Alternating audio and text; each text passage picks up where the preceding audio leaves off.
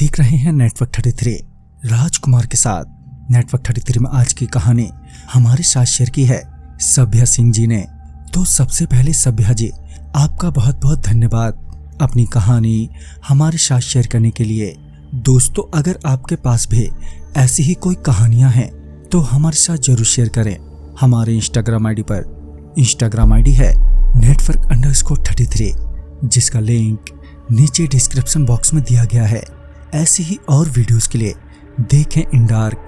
तो चलिए बढ़ते हैं आज की कहानी की ओर। सभ्या जी बताती हैं कि ये घटना उनके ताऊजी के साथ घटी थी, जो कुछ इस तरह से है। वो दिन ही पूरा खराब था। पहले तो काम में घाटा हुआ और फिर कस्टमर से बहस, और रात को घर लौटते वक्त रास्ते में गाड़ी खराब हो गई।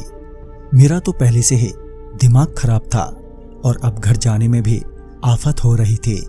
मैं उस वक्त इतना गुस्से में था कि बिना कुछ सोचे ही 20 किलोमीटर का रास्ता पैदल ही तय करने लगा। तकरीबन 10 से 15 मिनट चलने के बाद मैं थकने लगा था और मेरी चलने की रफ्तार भी अब कम होने लगी थी। तभी मेरे पास एक गाड़ी आकर रुकी और गाड़ी के अंदर से आवाज आई, क्या पीछे जो गाड़ी खड़ी है वो आपकी है क्या? मैंने गाड़ी वाले को जवाब देते हुए कहा, हाँ बोलो, क्या बात है? इस पर वो आदमी बोला, आप कहो तो आपको कहीं छोड़ दूं?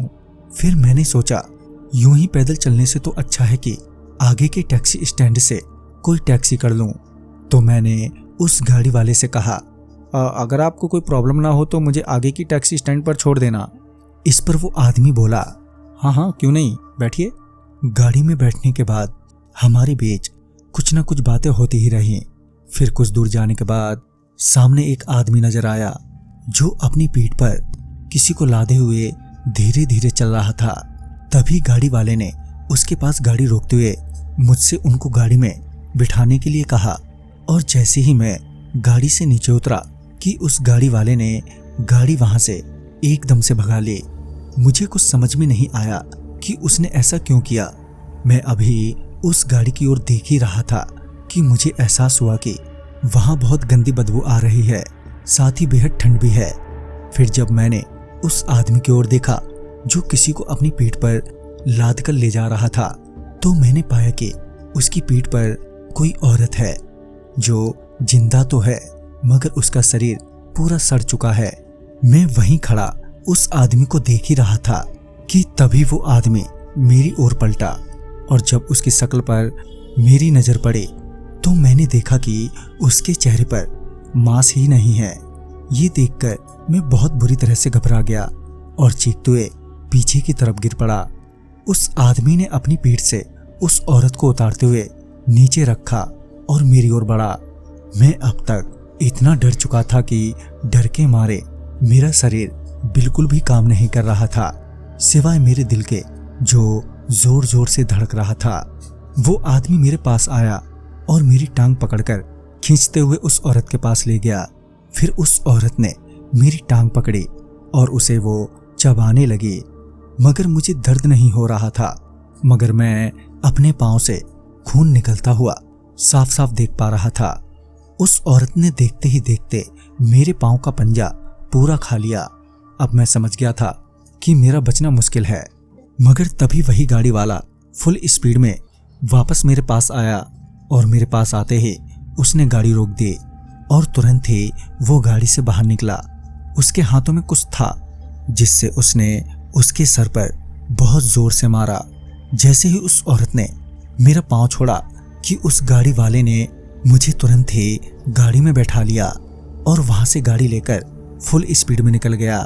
गाड़ी में बैठने के बाद अब मैं बेहोश होने लगा था और मेरे पांव से बहुत तेजी से खून बह रहा था, मगर उस गाड़ी वाले ने जल्दी ही मुझे एक हॉस्पिटल में पहुंचा दिया, जहां समय रहते ही मेरे पांव से खून निकलना रोक लिया गया। मेरी जान तो बच गई, मगर अब मैं अपने एक पांव का पंजा खो चुका था। कुछ दिनों तक हॉस्पिटल में रहने के बाद जब थोड़ी छानबीन की तो पता चला कि वो जो सड़क पर हमें लोग मिले थे, दरअसल वो आदमी अपनी बीवी को बहुत मारता पीटता, और जिस वजह से उसकी बीवी को बहुत गहरे घाव हो गए थे, जिसके चलते उसकी मौत हो गई थी। उसके मौत के बाद उस आदमी को भी कुछ हो गया था।